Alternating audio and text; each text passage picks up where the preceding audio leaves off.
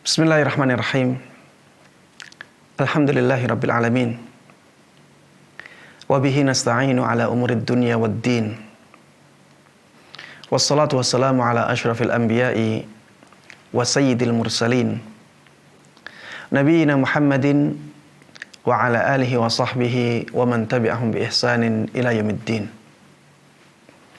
Jemaah sekalian, kaum muslimin dan kaum muslimat, rahimani wa rahimakumullah. Pada kesempatan kali ini kita akan membaca dan menjawab pertanyaan dari saudari kita Hirma dari Kabupaten Rejang Lebong, Bengkulu. Pertanyaannya, Assalamualaikum Ustadz. Waalaikumsalam warahmatullahi wabarakatuh. Apa hukumnya suami yang menggauli istrinya tetapi istrinya belum mandi wajib haidnya? Kalau itu terjadi, apakah si istri berdosa? Kalau berdosa, apa yang harus dilakukan untuk menghapus dosa tersebut? Terima kasih. Jemaah sekalian rahimani wa rahimakumullah. Di dalam Al-Quran, Allah subhanahu wa ta'ala berfirman di surat Al-Baqarah, wa yas'alunaka 'anil mahid. Orang-orang bertanya kepadamu tentang orang yang kedatangan haid. Qul huwa adha fa'tazilun nisaa fil mahid. Katakanlah wahai Muhammad, jawab, sampaikan kepada mereka bahwa sesungguhnya haid itu adha. Haid itu darah yang mengganggu. Fa'tazilun nisaa fil mahid.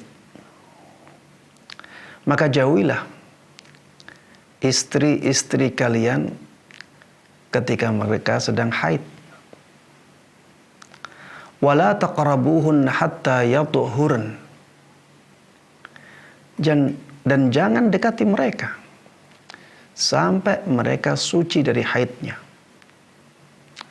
Fa idza tatahharna fa'tuhunna min haitsu amarakumullah.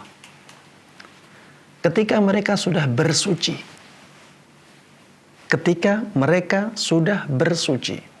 maka datangilah mereka sebagaimana kalian diperintahkan oleh Allah Subhanahu wa ta'ala. Coba renungi jamaah sekalian rahimani wa rahimakumullah makna dari ayat ini.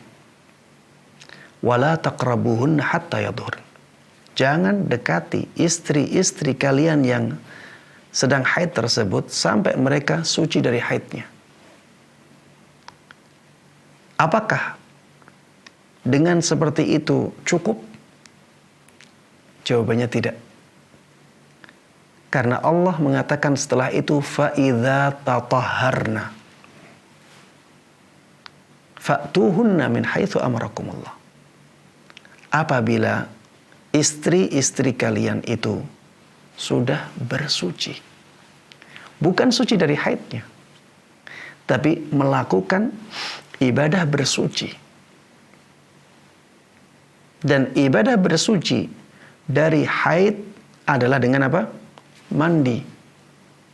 Berarti makna ayat itu fa'idza tatahharna, apabila istri-istri kalian yang sudah suci dari haidnya itu melakukan ibadah bersuci yang berupa mandi, maka datangilah mereka. Ya, maksudnya pergauli mereka. Ketika itu baru kalian boleh berhubungan intim. Ketika itu kalian baru boleh melakukan hubungan badan. Sehingga sebelum itu tidak boleh. Sebelum itu haram. Ketika wanita suci dari haidnya, maka dia diperintahkan untuk mandi dahulu. Mandi wajib. Mandi besar, yang itu hukumnya wajib. Kemudian setelah itu baru boleh berhubungan intim dengan suaminya. Ustadz, kalau terjadi seperti itu, apakah berdosa? Apakah yang berdosa suaminya saja atau dua-duanya berdosa?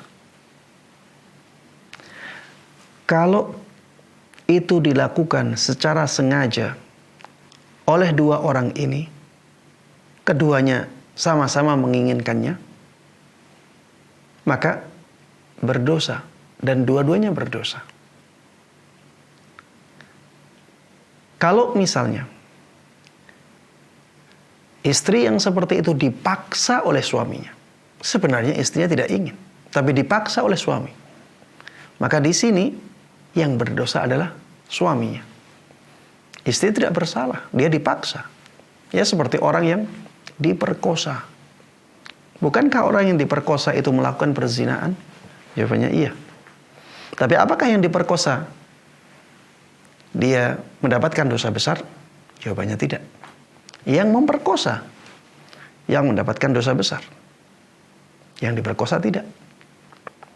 Ya, itu kalau diperkosa ya, dipaksa. Begitu pula dengan orang yang berhubungan intim sebelum mandi besar. Ya. Begitu pula istri yang suci dari haidnya, kemudian dia berhubungan intim sebelum mandi besar. Kalau dia dipaksa, maka dia tidak berdosa. Yang berdosa yang memaksa, yaitu suaminya. Taib, kalau misalnya dua-duanya melakukannya secara sukarela, dua-duanya senang, tidak ada yang dipaksa, berarti dua-duanya berdosa. Solusinya apa, Ustaz? Solusinya adalah beristighfar kepada Allah, bertaubat kepada Allah Subhanahu wa taala, meminta ampun kepada Allah Subhanahu wa taala. Tidak ada kafarat dalam masalah ini. Karena apa? Darahnya sudah berhenti. Dia sudah suci.